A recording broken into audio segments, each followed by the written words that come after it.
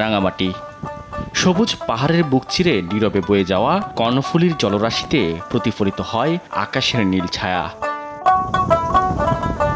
এমন পরিবেশ পর্যটকদের প্রশান্তি দিলেও স্থানীয় মানুষের আতঙ্ক পাহাড়ি সশস্ত্র গোষ্ঠী, যার মধ্যে সক্রিয় জেএসএস সংস্কার ও ইপিডিএফ ডেমোক্রেটিক।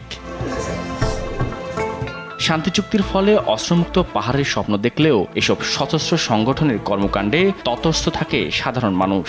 বাহিনীগুলোর কাছে অনেকটাই সহজলভ্য ভয়াবহ নানা আগ্নেয়াস্ত্র। এসব অস্ত্র কোথা থেকে কিভাবে কোন পথে আসে তারই অনুসন্ধানে দেশ টিভি।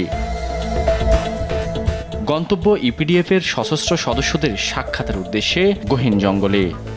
দর্শক, আমরা একটি দুর্গম পাহাড়ের একটি গোপন কক্ষে রয়েছি, যেখানে দেখানোর চেষ্টা করব ইপিডিএফ এর সশস্ত্র বাহিনী কী ধরনের ভয়ঙ্কর মরণাস্ত্র ব্যবহার করে। আমার সামনে রয়েছে এসএমজি, গাদা বন্দুক, একই সাথে বিভিন্ন দেশীয় অস্ত্র, চায়না পিস্তলের মতো ভয়ঙ্কর মরণাস্ত্র। পরিচয় গোপন রাখার সত্ত্বে এক ইপিডিএফ সদস্য জানান, ভারত ও মিয়ানমার থেকে সিন্ডিকেটের মাধ্যমে আসে ভারী অস্ত্রশস্ত্র। আগে বেশিরভাগ অস্ত্র মিয়ানমার থেকে এলেও কঠোর নজরদারির কারণে এখন ভারত থেকে আসে বেশি। অস্ত্র চোরাচালানের বর্ণনা উঠে আসছে তার মুখে।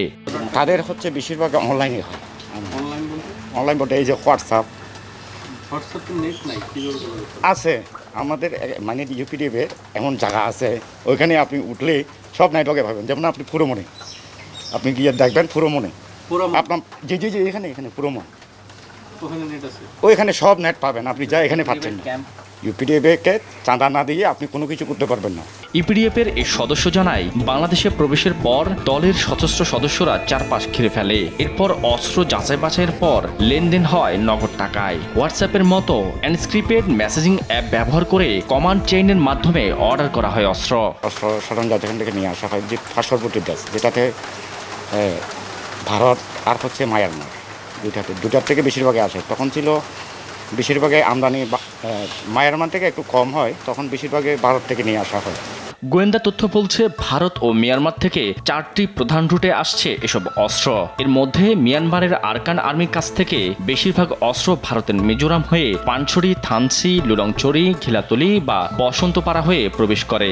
আরেকটি রুটে বান্দরবানে অস্ত্র আসে, যা রাঙামাটি প্রবেশ করে বাঙালহালিয়া, রাখাইখালী বাজার, বড়ইছড়ি, কাউখালী ও বিলাইছড়ি হয়ে। তৃতীয় পথ মিয়ানমার থেকে মিজোরাম, তারপর রাঙ্গাপাড়া ও বাঘাইছড়ির সঙ্গে যুক্ত করে। আর চতুর্থ রুট মিয়ানমার মিজোরাম হয়ে সাজেক লঙ্কর পয়েন্টে যায়।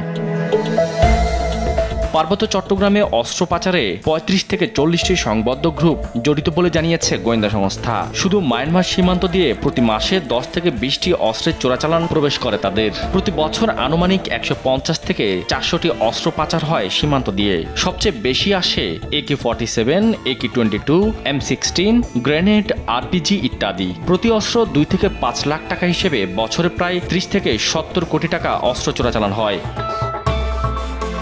2020 সালের জানুয়ারি থেকে 2025 সালের জুন পর্যন্ত বাংলাদেশ সেনাবাহিনী 90টি আগ্নেয়াস্ত্র এবং 624 রাউন্ড গুলি ও 429 জনকে গ্রেফতার করে। শুধু তাই নয়, ভারতীয় পুলিশ এ বছর ইপিডিএফ ও মিয়ানমার ভিত্তিক গোষ্ঠীগুলোর সঙ্গে যুক্ত একাধিক অস্ত্রের চালান জব্দ করেছে। ভারত বা মিয়ানমার থেকে আগ্নেয়াস্ত্র কিভাবে পাচার হচ্ছে, এমন প্রশ্নের জবাবে রাঙামাটি পুলিশ সুপার জানান, ভারত মিয়ানমার সীমান্তের পার্বত্য অঞ্চলের 491 কিলোমিটারে কোনো ধরনের বেড়া না থাকায় অবাধে ঢুকছে ভারী অস্ত্র।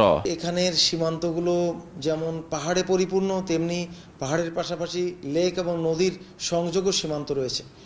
ফলে এই নদীর সীমান্ত থাকার কারণে এটা যথেষ্ট অত্যন্ত জটিল। শুধু পাহাড়ের সীমান্ত নয়, নদী এবং হ্রদ থাকায় নজরদারি অত্যন্ত জটিল। এরপরও দায়িত্বশীলতার সঙ্গে অক্লান্ত পরিশ্রম করে যাচ্ছেন বলে জানান এই পুলিশ কর্মকর্তা।